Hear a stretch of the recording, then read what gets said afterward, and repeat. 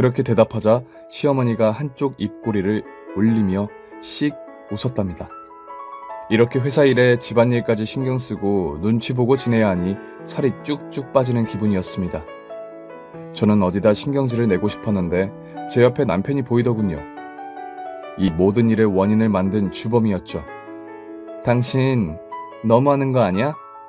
어머님이 나한테 이거 해라 저거 해라 할 때 왜 한마디도 하지 않고 가만히 있어? 당신이 망해놓고 왜 내가 이런 피해를 보아야 하냐고. 이게 다 뭐하는 짓인지 모르겠단 말이야. 미안해 자기야. 내가 어떻게 하면 좋을까? 그래서 전 좋은 방법을 강구했습니다. 바로 남편을 살림에 투입시키는 거였죠. 다음날 아침 남편과 함께 아침상을 차리고 있는데 시부모님이 방에서 나오시자마자 놀란 눈으로 저희를 보시더군요. 그래서 전 한술 더 뜨기로 했습니다. 자기야, 빨래 다 돌아갔다. 가서 빨래 좀 널고 와. 빨래 널고 올게. 귀하디 귀한 아들이 빨래를 널러 가자 시어머니가 온몸을 부들부들 떨더라고요. 그런데 무섭지 않았어요. 제가 잘못한 게 있나 떠올려 봤지만 전혀 없었으니까요. 아버님, 어머님 어서 오세요. 오늘의 아침찌개는 동태탕이에요. 유튜브 보고 따라서 해봤는데 제법 맛이 좋아요. 어서 앉으세요. 시아버지는 마지못해 앉으셨고 시어머니는 지금 상황이 못마땅한지 베란다에서 빨래를 널고 있는 남편을 불렀습니다. 승재야, 그만해. 엄마가 할 테니까 당장 들어와. 양말 하나도 빨아본 적이 없는 녀석이 무슨 빨래를 하고 있니? 내가 제명에 못 산다. 엄마, 요즘 남편들은 이런 거 다 해요. 나도 채경이랑 둘이 살 때는 많이 해봤다고요. 뭐? 뭐야? 아휴, 이 멍청한 녀석. 그렇게 저는 남편 카드를 써서 수고를 덜게 되었어요. 또 함께하는 기쁨이 있어 시집살이도 나름 할만하더군요. 하지만 시어머니는 남편이 살림하는 걸 며칠 보고 나서는 도저히 안 되겠다며 저와 다시 논쟁을 하게 되었습니다.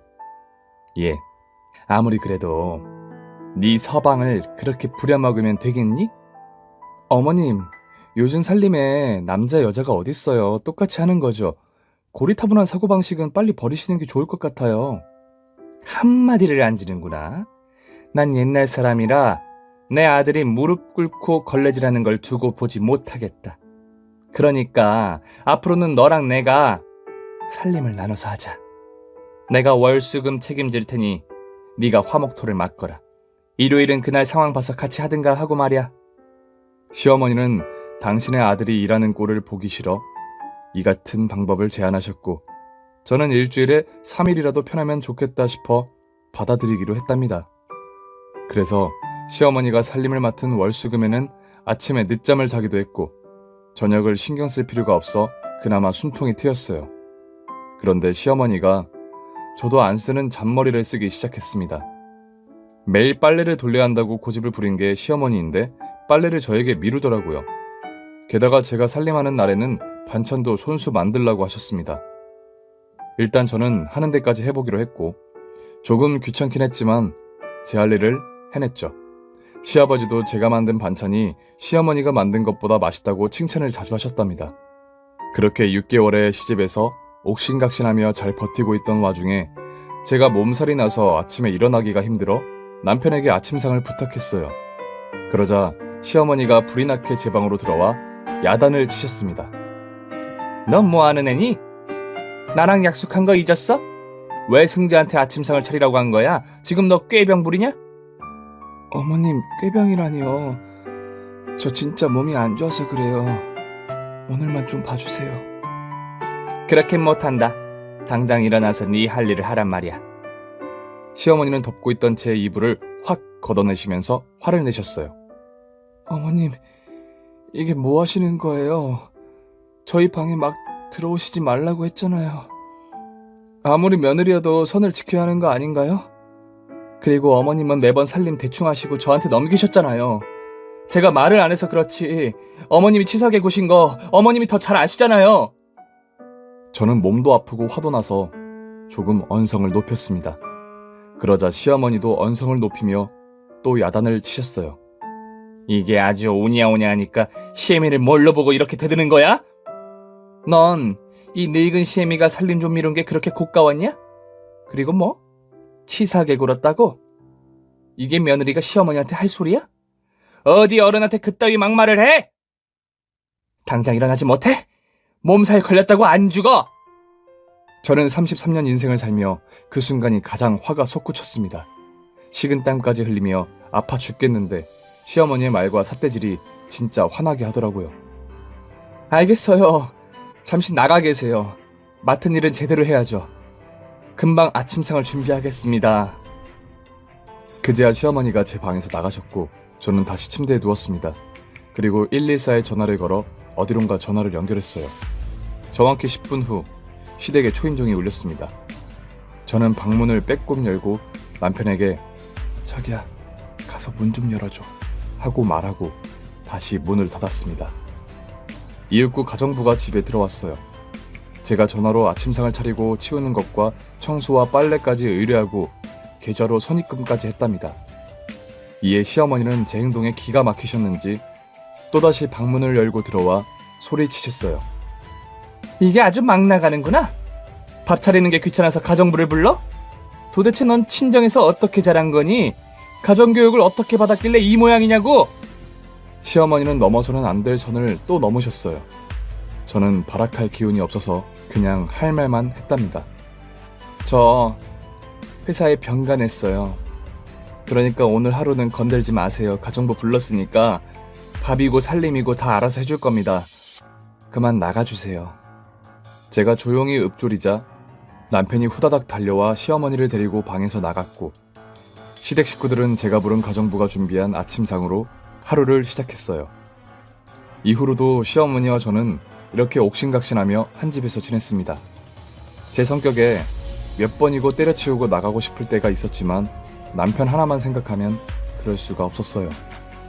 저에게 한없이 다정한 건 물론이고 매일 사과하며 제 발을 주물러주며 눈물을 흘리는 착한 사람이었으니까요. 재경아, 나한테 시집 와서 고생이 많아. 내가 자기 얼굴을 똑바로 볼 면목이 없어. 나도 부모님한테 싫은 소리를 못하는 내가 밉다. 자기한테 매일이 미안하고 고마울 뿐이야. 치, 그걸 이제 알았냐? 나도 우리 집에서는 귀한 딸이거든. 여기서 이렇게 시집살이 할 이유가 하나도 없단 말이야. 그런데 당신 하나만 보고 참고 있는 거라고. 그러니까 빨리 제게서 호강시켜줘. 그럼 당연하지. 그날이 머지 않았으니까 조금만 버텨줘. 내가 자기한테 풀빌라를 선물해 줄 테니까. 저는 그이의 달콤한 말에 쌓여있던 분노가 사르르 녹았어요. 이렇게 남편과 도란도란 대화를 나누면 정말 큰 힘이 되었고 제가 살아있다는 걸 느꼈답니다. 그리고 남편은 정말 사업에 재도전하게 되었어요. 그동안 선배 회사에서 일하며 여러 투자자들을 설득해 다시 사업을 시작하게 되었답니다. 그이는 2번 다시 망하지 않겠다고 약속하며 이전과는 비교도 안 되게 성공하겠다는 의기양양한 태도로 일에 집중했어요. 그러다 보니 남편은 자정이 되어서야 집에 들어왔고 저는 수고한 남편을 위해 야식을 준비해주곤 했습니다. 그건 시어머니가 시켜서가 아닌 제 마음에서 우러나와서 한 행복한 일이었죠. 그리고 사업을 시작한 지 1년 만에 대박을 치게 되었습니다. 거의 5년 만에 지기에 성공하게 된 거죠. 그래서 저는 남편에게 바로 말했습니다. 자기야, 우리 이제 여기서 나가는 거지? 나한테 약속한 풀빌라로 이사 갈 거지? 그럼 당연하지. 대출을 조금 끼워야 하는데 풀빌라 정도는 마련할 수 있다고. 내일 부모님께 말씀드리고 바로 집 구경하러 다니자. 와, 꿈만 같아. 드디어 시집살이가 끝나는구나. 저는 들뜬 마음으로 잠을 이루었고 이튿날 시부모님께 분가하겠다는 소식을 알렸습니다. 그런데 웬일인지 시어머니가 고분고분한 태도로 말씀하셨어요. 아가, 그동안 고생 많았다. 고리타분한 노인네들 상대하느라 힘들었지? 그래도 우리 정은 들었으니 자주 보고 살자. 그래서 저도 모처럼 예쁜 말로 대답했어요. 어머님이 천방지축 며느리를 상대하느라 고생하셨죠. 그리고 어머님 말씀처럼 정도 무척 많이 들었고요. 그동안 정말 감사했습니다. 그렇게 저와 남편은 작은 수영장과 사우나까지 딸린 풀빌라를 계약했습니다. 게다가 가구와 전자제품을 모두 고급으로 골라서 집안이 엄청 으리으리하게 만들었어요. 저는 그곳에 사는 기쁨에 젖어 시댁에서 머무는 마지막 일주일 동안 청초한 며느리로 마침표를 찍었습니다.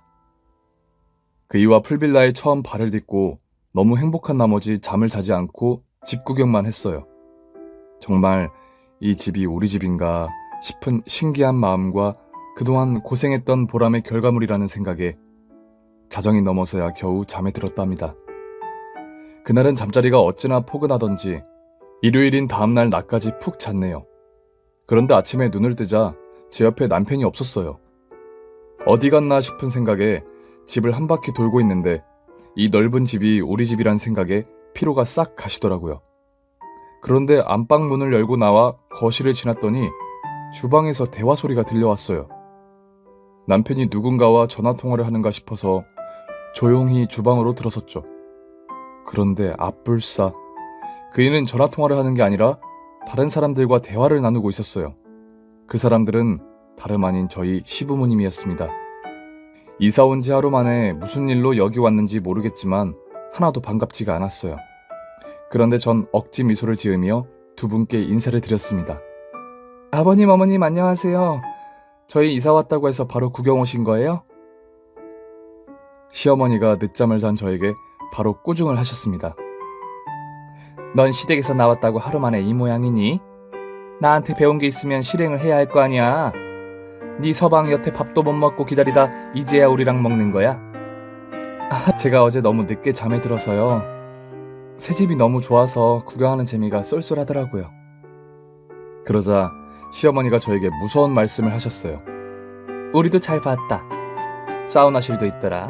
난 사람 사는 집에 사우나가 있는 건 처음 봤다니까. 여하튼 앞으로 나랑 자주 사우나를 즐겨보자. 네? 자주요? 그럼요. 자주 놀러오세요.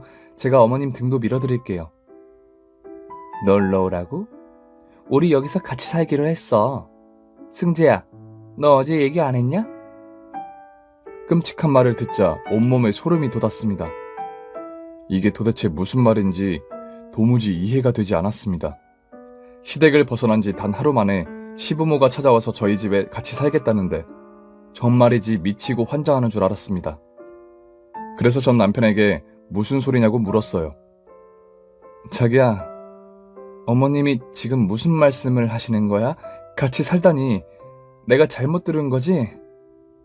재경아, 그게 그러니까... 그이는 말을 더듬다가 이내 입을 닫고 고개를 떨구었습니다. 이에 시어머니가 대신 대답하더군요. 얘가 마누라 무서워서 말도 제대로 못하네. 내가 얘기하마. 우리도 오늘부터 여기서 지내기로 했다. 네 시아버지가 요즘 몸이 경직되고 뻣뻣해져서 병원 가서 검사를 받았는데 몸이 아주 안 좋다면서 절대적인 안정과 요양이 필요하다고 하시더라. 아들이 이렇게 좋은 집에 살고 있는데 우리가 딴 데 갈 필요가 있겠니? 네 시아버지가 요양하기 딱 좋겠다구나. 경치도 좋고 창문을 열어도 공기까지 좋잖니? 그래서 두 분 여기서 같이 사시겠다고요? 그렇다니까. 나는 당연히 네 시아버지를 돌봐야 하니까 같이 지내야지. 왜? 싫은 게냐? 일단 아버님 병을 얻으신 건 정말 안 된 일이에요. 빨리 건강을 찾으시면 좋겠어요. 그런데 저는 아버님, 어머님과 함께 지낼 수 없어요. 5년 동안 저와 어머님이 어떻게 지냈는지 아시잖아요. 그 전쟁을 또 치르고 싶지 않다고요. 그러니까 없던 일로 해주시고 그만 돌아가 주세요. 제가 통보하듯이 말했더니 시부모님은 화가 잔뜩 나신 표정을 지으셨어요. 그러자 남편이 저에게 미안하다 사과하며 당분간만 같이 지내면 안 되겠냐고 물었습니다. 저는 고개를 가로저으며 단호함을 보였죠. 그런데도 시부모님은 끝까지 여기서 살겠다는 의지를 보이더군요. 저는 시부모님과 살 바에야 이 풀빌라가 아닌 쪽방에서 사는 게 낫겠다는 생각이 들었습니다. 그래서 마음의 결정을 내리고 남편에게 말했죠. 그래, 당신 효자야. 나도 알아. 그럼 이렇게 하자. 여길 부모님이 사시게 하고 우리는 나가서 살자. 시부모님 집이어도 괜찮고 다른 집이어도 상관없어. 제 물음에 남편이 입을 열려고 하자 시어머니가 먼저 말문을 열었습니다. 너 지금 뭐 하는 거냐? 지금 우리 식구를 갈라놓겠다는 거야? 내가 방금 네 시아버지가 몸 아픈 환자라고 말했잖니. 그럼 아들 손도 필요하고 며느리 도움도 필요할 거 아니야. 그래서 좀 같이 살자는데 그게 그렇게 버럭할 일이니? 승재야, 네가 말해봐. 넌 어떻게 하고 싶니? 늙고 아픈 부모를 모질게 버리고 네 처랑 같이 나가서 살래? 그이는 입을 떼지 않았습니다. 그런데 저도 궁금했어요. 남편에게 누가 1번인지 말이죠. 예전에 연애할 때 효자인 게 부담스러워 이별하라고 했던 순간이 다시 떠올랐습니다. 그래, 말해봐. 나랑 살래? 아니면 부모님과 살래? 다 같이 사는 보기는 없어. 빨리 말해봐. 당신한테 가장 중요한 사람이 누구야? 하지만 그이는 아무런 말도 하지 않고 집안을 침묵으로 만들었습니다. 5분 동안 무슨 대답을 할지 기다렸죠. 그런데 저는 그이의 마음을 알 것 같았어요. 그이는 효자니까요. 아마 시부모님이 돌아가시는 날까지 저를 힘들고 괴롭게 할 거라는 판단이 들었습니다. 그래서 전 침묵하는 남편을 두고 그 집에서 나와버렸어요. 시어머니가 뒤에서 뭐라 화를 내셨는데 무슨 말인지 들리지 않았습니다. 그리고 집에서 나와 뒤를 돌아봤는데 남편은 없더군요. 혹시라도 저를 잡아줄까 하는 기대를 했는데 제 착각이었어요. 며칠 동안 친정에 지내면서 남편과 통화를 했는데 그이는 저에게 한 발 물러서서 이해해달라는 말만 반복했습니다. 그래서 저는 이혼을 통보했고 법원에서 보자고 말했어요. 만약 이혼을 거부한다면 소송을 걸겠다고 경고했죠. 그이는 약속한 날 법원 앞으로 나왔고 저를 달래주려고 하더군요. 재경아, 다시 한 번만 생각하면 안 될까? 아버지 몸이 호전될 때까지만 같이 지내자, 응? 나 자식된 도리를 하고 싶어. 그래서 전 개소리 집어치워. 효도는 너 혼자 해, 효자 새끼야. 하고 따귀를 날렸습니다. 네 부모 잘 모시고 100년 만년 살라고 덧붙이면서 말이죠. 그러자 그이는 더 이상 저를 잡지 않았습니다. 30분 동안 흥분을 가라앉히며 조근조근 제가 생각한 위자료의 금액을 말하자 남편은 알겠다고 말하며 저와 순순히 이혼을 했네요. 그렇게 돌싱이 된 저는 거의 3년 동안 남자는 쳐다도 안 봤는데 그래도 사랑이라는 게 저도 모르게 알아서 찾아오더군요. 어느새 제 나이 40이 된 지금 제 옆에 재혼한 남편이 있답니다. 제가 이 사람과 결혼을 결정하게 된 이유는 시부모님이 계시지 않기 때문입니다. 사람도 너무 착하고 좋아서 더할 나위 없는 제 2의 인생을 지내고 있죠. 제 실패한 결혼 이야기는 여기서 매듭을 지어야겠네요. 저는 남편이 외도나 돈, 술과 같은 문제가 아닌 효자라는 것 때문에 이혼을 했는데 저와 비슷한 분들도 계시겠죠? 아무튼 저는 물러갈게요. 모두 평안한 하루 보내시길 바랍니다. 오늘 사연 잘 들으셨나요? 이런 말 구독자분들은 아시나요? 모든 해결은 대화다라는 말이요. 물론 말이 안 통하는 사람들과는 대화하지 마시고 도망가시길 바랍니다.